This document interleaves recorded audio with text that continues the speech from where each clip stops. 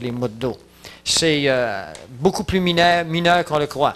Alors, lorsqu'on parle à les gens du monde, et là, on va leur suggérer, n'est-ce pas, des substituts hormonaux qui vont permettre de remplacer ce qui normalement devrait être sécrété par les ovaires. Moi, en tant que croyant, j'ai expérimenté, pas personnellement, mais j'ai expérimenté à travers la parole de Dieu que Dieu a en réserve tout pour l'homme. Tout. Du commencement jusqu'à la fin de sa vie. Il n'y a nulle part dans la parole un verset qui nous dit que après un certain âge, il est normal qu'on dépérisse puis qu'on vive malade jusqu'à temps qu'un jour ou un autre on disparaisse. Alors c'est ici qu'arrive une foi globale. Michel a parlé du casque du salut. Le salut, pas juste notre âme quand on meurt. Le salut, c'est se faire sauver de toutes les situations qui nous ont été volées par l'ennemi.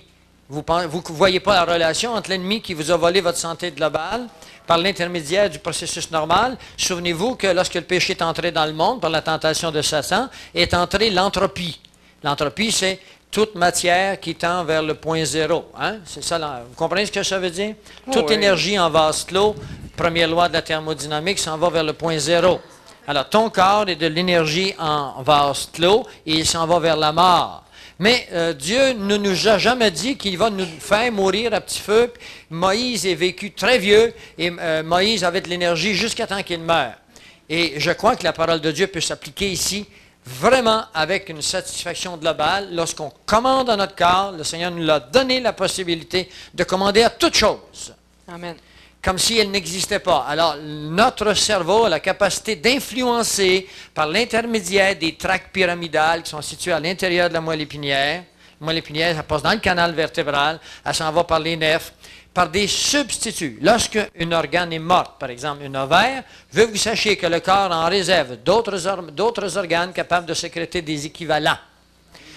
Alors, on peut commander à ces équivalents d'être relâchés dans le système. Et voilà, et d'ailleurs, je pense alors, on n'a pas besoin de prendre d'hormones synthétiques qui vont nous débalancer d'une autre façon. OK, écoutez. Si on a la foi de le faire. Ah, là, j'aime bien ce mot. On n'a pas besoin. Hein? Puis si vous lâchez vos hormones du jour au lendemain et votre foi n'est pas encore arrivée à ce niveau-là, vous risquez d'avoir des problèmes. Et moi, je ne voudrais pas être celui pour qui vous rend responsable de le laisser vos médicaments all of a sudden, hein, subitement, et puis à un moment donné, vous vous ramassez, puis dites, je tenais un séminaire chrétien, puis ils m'ont mis des choses dans la tête. Mais le point est celui-ci. Oui. C'est que si on prend l'habitude quotidiennement, ou du moins régulièrement, de parler à notre corps et de commander à tout le système hormonal d'être bien équilibré, lorsqu'on arrive à ce temps critique de la vie, de la ménopause, le système hormonal ne devrait pas en prendre un coup aussi grand si on a l'habitude de faire ça régulièrement. Je suis tout à fait persuadé de cela. Tout à fait persuadé de cela. Je traite des femmes qui ont 75 ans et qui n'ont jamais eu aucun problème lors de la cessation des menstruations, qui n'ont jamais connu d'ostéoporose et qui n'ont jamais connu de ces problèmes associés avec le comportement qu'on est supposé normalement d'avoir dans notre société. La foi vient de ce qu'on entend, la foi négative vient de ce que vous entendez. On parle à la radio et à la télévision régulièrement des recherches qui se font, et puis les médecins endocrinologistes sont plus d'accord entre eux, mais ce n'est pas important puisqu'on en parle. On parle du problème, et ce foi dans le problème entre dans vos cerveaux, et vous finissez tous par croire, chrétiens ou pas, que vous avez absolument besoin d'hormones, puis que nécessairement vous allez tomber en état de difficulté de santé à tel âge. Vous devez changer cette foi qui nous vient de l'ennemi pour accepter la parole de Dieu dans sa globalité, en commandant à ces glandes dans votre corps qui ont un nom, et votre cerveau va s'occuper par substitution, à cause des tracts pyramidales, l'infinité de complexité du système nerveux, de sécréter ce qu'il faut en temps et lieu, en la quantité requise. Et c'est qu'on commande à notre corps de fonctionner selon ce que Dieu vous a créé. Amen? OK, d'accord. Tu as expérimenté ça? Plusieurs années, et puis je connaissant pas avant la parole de Dieu, mais je connaissant la puissance de Dieu. Puis depuis que je connais la parole de Dieu, je dis tout le temps, par les meurtrissures Amen. de Jésus, je suis guéri. Par les meurtrissures de Jésus, je suis guéri. Et vous allez retrouver ce verset-là, on vous a donné 2 feuilles qui s'appellent médecine spirituelle. Et en anglais, on appelle ça les God's Pills. Pas des Gospel, mais des God's Pills. Puis vous les prenez 3 fois par jour. Si le médecin vous donnait... Non! Les pilules de Dieu. Si le médecin vous donne une prescription, disons que vous faites une infection, il va vous donner des antibiotiques à prendre 3 fois par jour pendant 7 jours ou 10 jours selon le cas. Et il spécifie, prends-les régulièrement, puis prends-les pendant 7 jours ou 10 jours, puis si tu arrêtes avant, ton infection risque de revenir 1 mois plus tard ou 2 mois plus tard parce que tu n'auras pas suivi ta prescription à la lettre. Et c'est drôle qu'on n'a pas de difficulté à s'arrêter, à prendre notre prescription et puis de prendre nos pilules. Mais si on est fidèle à prendre nos pilules de Dieu 3 fois par jour, lorsqu'on a une maladie, c'est sûr qu'on va être guéri. C'est sûr qu'on va être guéri. Moi, quand on m'a prescrit du fer à prendre 3 fois par jour, j'en avais des brûlements d'estomac. Je ne sais pas si vous le savez, il y a des fois que je n'étais pas capable de les prendre parce que j'avais trop mal à l'estomac. Mais je les prenais 3 fois par jour parce que je voulais finalement être guéri de cette anémie-là. Puis ça ne m'a pas guéri. C'est lorsque j'ai commencé à prendre mes pilules spirituelles que j'ai été guéri.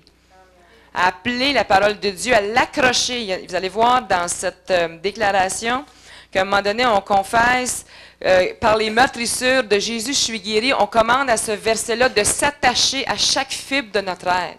Merveilleux. Amen. Alors là, quand vous allez commencer à sentir des maladies qui viennent en vous, vous commandez à votre système immunitaire d'être fort et de travailler temps double.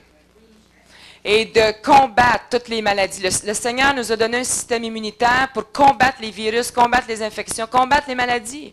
Mais parfois, notre système immunitaire est paresseux. Et on lui commande de travailler. On a le pouvoir et notre parole crée. Alors, lorsqu'on parle, ça a un effet sur notre corps. Il y a plein de versets dans Proverbes qui disent que, par exemple, le juste se rassasie de sa bouche. Ce qui sort de notre bouche influence notre corps. Alors, on lui parle, on lui commande d'être en règle, on commande à notre système hormonal. Si on ne connaît pas tous les termes, tout simplement, on commande à notre système hormonal d'être bien équilibré, d'être en ordre, en ligne avec la parole de Dieu, en ligne avec la parole qui dit que par les meurtrissures de Jésus, je suis guéri, et de sécréter normalement toutes les substances dans le nom de Jésus.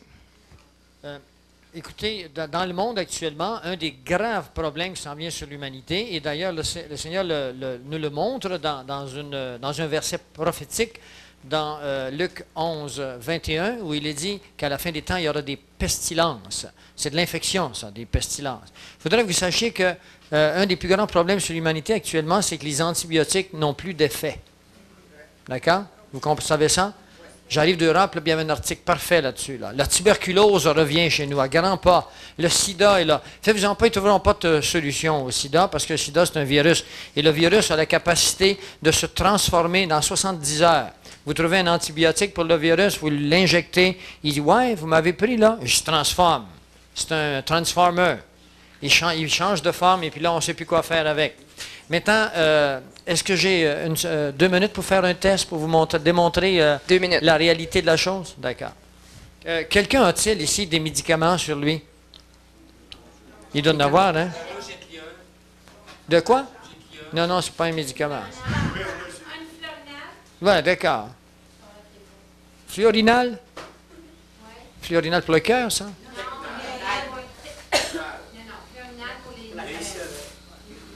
J'ai connu des gens dont la pression s'est équilibrée en commandant à la pression sanguine. Non, je veux le médicament, mais je ne veux pas le malade. De s'équilibrer. D'accord. Bon, je veux quelqu'un qui se croit en santé. Bon, OK. Mets ta chaise ici, Michel.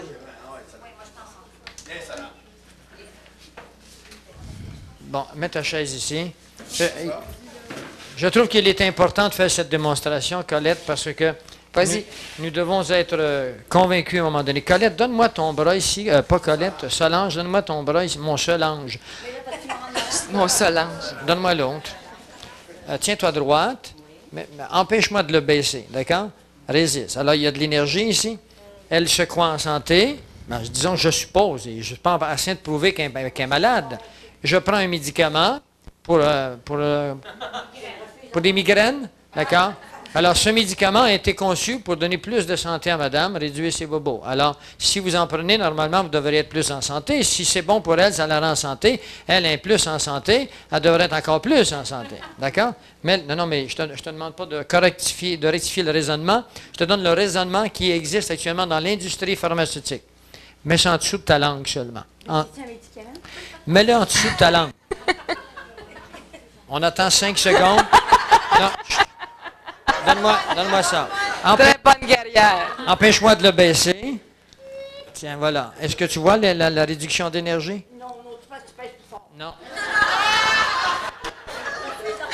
Bon, écoutez, je travaille avec une chrétienne, là, puis elle a neutralisé l'effet ici. Amen. Enlève-le de ta bouche, là. Bon, mais c'est pas... Donne-moi. Ce n'est pas ce que je veux démontrer. Non, donne-moi. Non, on va faire la démonstration. Va, assieds-toi là-bas, je vais faire la démonstration. Viens ici, Michel.